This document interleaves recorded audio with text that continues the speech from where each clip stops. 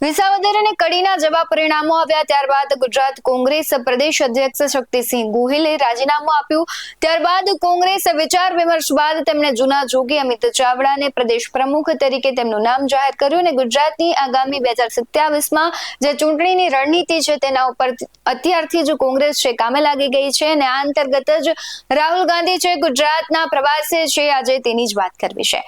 નમસ્કાર, આપની સાથે હું ભગવતી વિસાવડિયા। લોકસભાના વિરોધ પક્ષના નેતા રાહુલ ગાંધી આજે આણંદની મુલાકાતે આવ્યા છે। સવારે વડોદરા એરપોર્ટ પર પહોંચ્યા હતા, જ્યાંથી બાય રોડ આણંદ પહોંચ્યા। કોંગ્રેસ સંગઠન સૃજન અભિયાન અંતર્ગત ગુજરાતમાં તમામ જિલ્લા પ્રમુખોની નિમણૂક કરી છે। વિઝન 2027નો રોડમેપ નક્કી કરવા માટે પ્રદેશ કોંગ્રેસ સમિતિ દ્વારા નવનિયુક્ત જિલ્લા કોંગ્રેસ પ્રમુખો માટે 26 થી 28 જુલાઈ સુધી 3 દિવસીય પ્રશિક્ષણ શિબિરનું પણ આયોજન કર્યું છે, જેનું રાહુલ ગાંધીએ ઉદ્ઘાટન કર્યું હતું। રાહુલ ગાંધી આણંદના નિજાનંદ રિસોર્ટ ખાતે પહોંચ્યા હતા અને ત્યાં જિલ્લા પ્રમુખોની પ્રશિક્ષણ શિબિરનું તેમણે દીપ પ્રાગટ્ય કરી ઉદ્ઘાટન કર્યું। પ્રદેશ કોંગ્રેસના પ્રભારી મુકુલ વાસનિક અને પ્રદેશ પ્રમુખ અમિત ચાવડાએ રાહુલ ગાંધીનું સ્વાગત કર્યું અને રાહુલ ગાંધી 4 કલાક સુધી રોકાશે અને જિલ્લા પ્રમુખોને આગામી 2027ની ચૂંટણી અંગે માર્ગદર્શન આપશે, તેમજ આગામી દિવસોમાં પ્રજાના કયા પ્રશ્નોને ઉઠાવવા અને આંદોલન કરવું તેમજ સંગઠનને મજબૂત કઈ રીતે બનાવવું તેનું માર્ગદર્શન આપશે। ત્યારે રાહુલ ગાંધી અમૂલ ડેરીના સભાસદો અને પશુપાલકો સાથે પણ વિશેષ સંવાદ કરશે। રાહુલ ગાંધીના આગમનને લઈને કહેવાય છે કે પોલીસ બંદોબસ્ત પણ કરવામાં આવ્યો છે। ત્યારે ગુજરાત કોંગ્રેસના સંગઠન પ્રભારી આદરણીય મુકુલ વાસનિકજી, વિધાનસભા કોંગ્રેસ પક્ષના નેતા આદરણીય તુષારભાઈ અને આજે સમગ્ર ગુજરાત કોંગ્રેસનું નેતૃત્વ આજે આણંદ જિલ્લામાં 3 દિવસીય સંગઠન સૃજન અભિયાન અંતર્ગત જે નવનિયુક્ત જિલ્લા પ્રમુખશ્રીઓ છે એના પ્રશિક્ષણ શિબિરમાં ઉપસ્થિત છે અને ખાસ કરીને ઓલ ઇન્ડિયા કોંગ્રેસ કમિટીએ આખા દેશમાં 2025ના વર્ષને સંગઠન વર્ષ તરીકે ઉજવવાનું નક્કી કર્યું અને એના જ ભાગ સ્વરૂપ સંગઠન સૃજન અભિયાનની શરૂઆત ગુજરાતથી કરવામાં આવી। રાહુલજીનો ગુજરાત સાથેનો નાતો, ગુજરાત માટેનો પ્રેમ એટલે ગુજરાત અને ગુજરાતીઓ માટેનું એમનું જે કમિટમેન્ટ છે, વિઝન છે, એના ભાગ સ્વરૂપ સંગઠન સૃજન અભિયાનની શરૂઆતના પહેલા દિવસથી રાહુલજીએ કીધું કે ગુજરાતમાં કોંગ્રેસના સંગઠનને બૂથથી લઈને પ્રદેશ સુધી મજબૂત બનાવવાનું છે, લોકભોગ્ય બનાવવાનું છે, નવા લોકોને સંગઠનમાં કામ કરવાની તક આપવાની છે અને ખાસ કરીને સત્તા માટે નહીં પણ 3 દાયકાના ભારતીય જનતા પાર્ટીના જે કુશાસન છે, ભય, ભૂખ અને ભ્રષ્ટાચારનું જે રાજ ચાલે છે, જે અધિકારી રાજ ને કમિશન રાજ ચાલે છે અને એમાં લોકો હેરાન પરેશાન છે, જે ભય, ડર અને અત્યાચાર અન્યાયની રાજનીતિ થઈ રહી છે, જેની સામે લોકોની વચ્ચે જઈ લોકોના પ્રશ્નોને ઉઠાવી બધાને સાથે જોડી અને અધિકારની લડાઈ, ન્યાયની લડાઈ એ હેતુ સાથે સંગઠનને વેગવંતુ બનાવવું છે। આજે 3 દિવસની જિલ્લા કોંગ્રેસ સમિતિની શિબિરમાં રાહુલજી અહીંયા ઉપસ્થિત છે એ જ બતાવે છે કે ગુજરાત માટે કેટલી અગત્યતા રાખે છે। આજે શિબિર દરમિયાન પણ રાહુલજીએ વાતનો ઉલ્લેખ કર્યો કે ગુજરાતના કોઈ પણ જિલ્લામાં કોઈ પણ પ્રશ્ન માટે જ્યાં પણ કોઈને અન્યાય થાય, જ્યાં પણ કોઈ અત્યાચાર થાય, એનો અવાજ બનવાનું કામ કોંગ્રેસનું સંગઠન કરશે। જ્યાં પણ જરૂર પડે ત્યાં રાજ્યનું નેતૃત્વ હોય કે ખુદ રાહુલ ગાંધીજી હોય, એમણે પણ કટિબદ્ધતા બતાવી છે કે ગુજરાત માટે, ગુજરાતીઓ માટે જ્યારે પણ યાદ કરશો, જ્યારે પણ બોલાવશો, મારા સહિત આખી કોંગ્રેસ પાર્ટી તૈયાર છે। ત્યારે આ 3 દિવસના તાલીમ શિબિરમાં સંગઠનની સમીક્ષા, નવું સંગઠન બનાવવાની પ્રક્રિયા, ગુજરાતના અલગ અલગ વિસ્તારોમાં કયા મુદ્દાઓ છે, કયા પ્રશ્નો છે, આવનારા સમયમાં પ્રજાલક્ષી કાર્યક્રમો, લોકોના મુદ્દાઓને લઈને આંદોલનો અને એ સહિત ગો ટુ ધ પીપલ, લોકો વચ્ચે જઈ અને સરકારની નિષ્ફળતાઓ, ગેરવહીવટ, ભ્રષ્ટાચાર, અન્યાય અને અત્યાચાર સામે અવાજ ઉઠાવવાના કાર્યક્રમો પર આ 3 દિવસમાં વિસ્તૃત ચર્ચા થશે. શિબિરના અંતિમ દિવસે ગુજરાત કોંગ્રેસની આખી ટીમ કોંગ્રેસ આવનારા સમયનો રોડમેપ પણ પાર્ટી હાઈકમાન્ડ સામે ને ગુજરાતના લોકો સમક્ષ રાખીશું. રાહુલજી આજે માર્ગદર્શન આપવાની સાથે સાથે એ હોંસલો પણ આપ્યો છે, એ બાંયધરી કે સમર્થન પણ આપ્યું છે કે આવનારા સમયમાં ગુજરાતના લોકોની લડાઈ લડવા માટે કોંગ્રેસનો કાર્યકર સક્ષમ બનશે, સક્રિય બનશે ને તમામ કાર્યક્રમોમાં લડાઈમાં રાહુલજી સહિત કોંગ્રેસનું નેતૃત્વ ગુજરાત માટે હંમેશા તત્પર રહેશે. એ વાતનો ઉલ્લેખ, એ વાતનો અહીંયા આગળ રાહુલજી અહેસાસ પણ કરાવ્યો છે અને ઉત્સાહ પણ વધાર્યો છે. અમિતભાઈ, રાહુલજીએ ચૂંટણીની અંદર ટિકિટ બાબતની એક વાત કરી છે, ડીસી જિલ્લા પ્રમુખ અને શહેર પ્રમુખને પાવર આપવાની વાત કરી. અત્યારે બધા જ કોંગ્રેસના વરિષ્ઠ નેતૃત્વની ઉપસ્થિતિમાં પણ જિલ્લા પ્રમુખશ્રીઓ સાથે વાત કરી છે ને ટૂંક સમયમાં જિલ્લા પ્રમુખશ્રીઓ સાથે અલગથી પણ રાહુલજી સંવાદ કરવા જઈ રહ્યા છે. રાહુલજીનું કોંગ્રેસ પાર્ટીનું, અમારા રાષ્ટ્રીય અધ્યક્ષ ખડગે સાહેબનું બહુ સ્પષ્ટ વિઝન છે કે આવનારા સમયમાં સંગઠનને વધારે મહત્વ મળશે. પક્ષમાં કોઈ નિર્ણયો હોય, ચૂંટણીલક્ષી નિર્ણયો હોય, સંગઠનમાં જે કામ કરવાવાળા લોકો છે એના અભિપ્રાયને મહત્વ આપવામાં આવશે. એમના અભિપ્રાય આધારિત નિર્ણયો થશે. એ વાતની પણ ચર્ચા અહીંયા થઈ છે ને હજુ વિસ્તૃત ચર્ચા જિલ્લા પ્રમુખશ્રીઓ સાથે અલગથી વાત કરીને પણ રાહુલજી કરશે અને આ 3 દિવસની શિબિર દરમિયાન પણ વિસ્તૃત ચર્ચા થશે.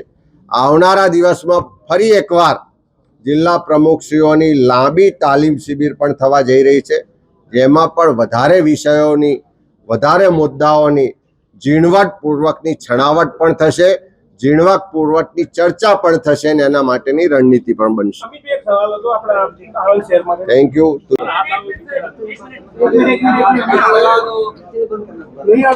गुजरात प्रदेश कांग्रेस कमेटी के अध्यक्ष अमित चावड़ा जी, कांग्रेस विधायक दल के नेता तुषार चौधरी और साथियों, वर्ष 2025 भारतीय राष्ट्रीय कांग्रेस ने ये फैसला किया है कि हम ये पूरा वर्ष संगठन को सशक्त बनाने की दिशा में समर्पित करेंगे और इसी के तहत जब अहमदाबाद में अप्रैल की शुरुआत में अखिल भारतीय कांग्रेस कमेटी की बैठक हुई तो उसके समापन में हमने इस बात का ऐलान किया कि हम संगठन सृजन अभियान की शुरुआत कर रहे और पहला प्रदेश ये गुजरात रहेगा जहां पर इस अभियान के तहत हम नए जिला कांग्रेस कमेटी के अध्यक्षों का चयन करेंगे.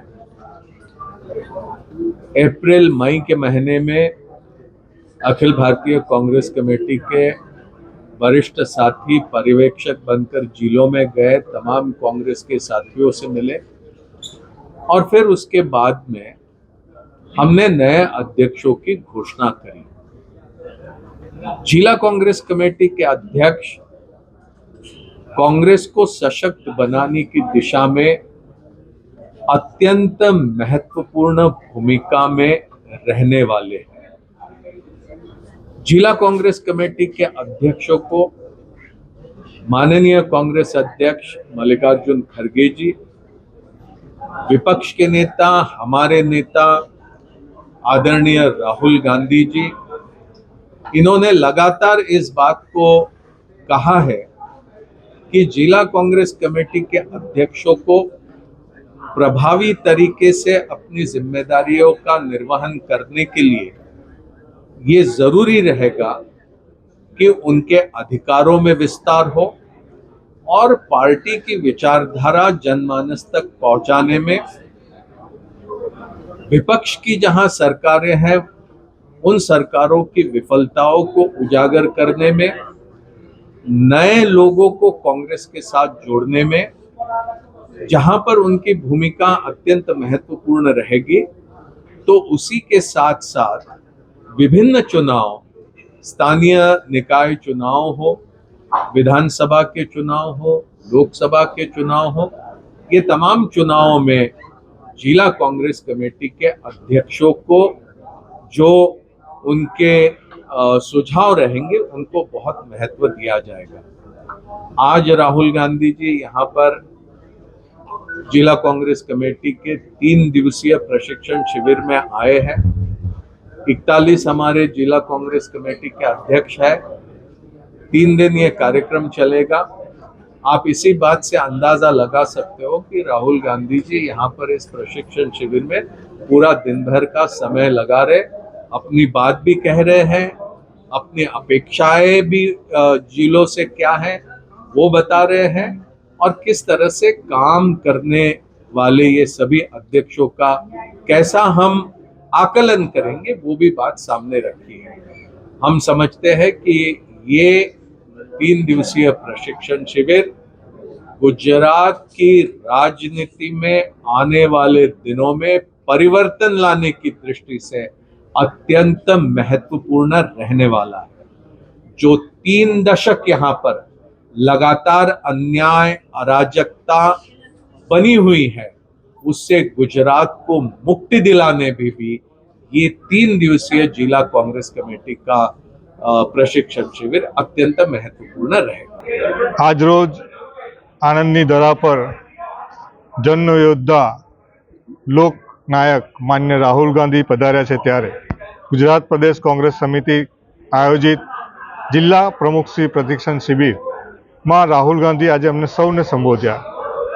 राहुलजीનું વિઝન 2027 ને જીતવાની સાથે સાથે લોક પ્રશ્નોને ઉજાગર કરવાનું છે ત્યારે એમના સંબોધનમાં આજે એક નવી ઉર્જા હતી, એક નવો વિષય અને એક નવી ઉર્જા સાથે અમને પ્રેરણા આપી છે। રાહુલ ગાંધી એક અમારા પર એક ભરોસો રાખ્યો છે કે આ જે નવા યોદ્ધાઓ છે એ એક એવા યોદ્ધાઓ છે કે જેમને વર્ષોથી કોંગ્રેસને એક મજબૂત મનોબળ પૂરું પાડ્યું છે। હવે અમારી જવાબદારી એટલી બધી છે કે જે એક નાનામાં નાનો વ્યક્તિ, નાનામાં નાના લોકના પ્રશ્નો, સામાન્ય વર્ગના પ્રશ્નો, યુવાનોના પ્રશ્નો, દરેક સમાજના પ્રશ્નો ઉઠાવી અને લોકોને એમની શક્તિ સાથે જોડી અને આગામી દિવસોમાં કોંગ્રેસને વિજય બનાવવાનું એક ધ્યેય પ્રાપ્ત કર્યું છે। આજ રોજ રાહુલ ગાંધીજી એક મજબૂત સ્પીચ આપી છે કે જો 2017માં રાહુલ ગાંધી ફક્ત 4 મહિના મહેનત કરી હોય અને જો 90 સીટ લાવ્યા હોય તો આજે 2.5 વર્ષ પહેલાં રાહુલ ગાંધીએ એક નવી પ્રેરણાથી, એક નવા ઉત્સાહથી કામકાજ શરૂ કર્યું છે। તો સચોટ છે કે 2027માં કોંગ્રેસ જીતશે ને જીતશે એ ઉર્જા સાથે આજે અમને સૌને સંબોધ્યા છે। અખિલ ભારતીય કોંગ્રેસ સમિતિ દ્વારા સંગઠન સૃજન અભિયાન, ગાંધી સરદારની ભૂમિ અને એમાં પણ ચરોતર ને સરદાર સાહેબની જન્મભૂમિ, કર્મભૂમિ એવી આણંદ ખાતે આજે 3 દિવસની કોંગ્રેસ પક્ષની સંગઠન સૃજન અભિયાન હેઠળની પ્રશિક્ષણ શિબિરને આજે જનનેતા, જનયોદ્ધા રાહુલજીએ ખુલ્લી મૂકી। રાહુલજીએ સંપૂર્ણપણે સ્પષ્ટ વાત કરી કે આ લડાઈ એ વિચારધારાની લડાઈ છે। આ લડાઈ એ સામાન્ય જનતાના ન્યાય માટેની છે અને કોંગ્રેસના સંગઠનના માધ્યમથી જ જનતાની લડાઈ લડી શકાશે। એટલે કોંગ્રેસના સંગઠનને મજબૂતી આપવા માટે જિલ્લા સમિતિને સશક્ત બનાવવામાં આવશે અને શહેર સમિતિને સશક્ત બનાવવામાં આવશે। જિલ્લા સમિતિ અને શહેર સમિતિનું એક આગવું મહત્ત્વ રહેશે અને જે સમગ્ર પ્રક્રિયાની અંદર સંગઠનને કઈ રીતે મજબૂત કરવું એનું આ 3 દિવસની અંદર તાલીમ શિબિરમાં સુનિશ્ચિત કરવામાં આવશે। એક રોડમેપ સાથે કોંગ્રેસ પક્ષ આગળ વધી રહી છે અને આગામી દિવસોની અંદર એ રોડમેપ સાથે જનતાની લડાઈ લડવા માટે સશક્ત સંગઠન કઈ રીતે બનાવી શકાય એનું પણ આ પ્રશિક્ષણ સમિતિમાં સુનિશ્ચિત થવાનું।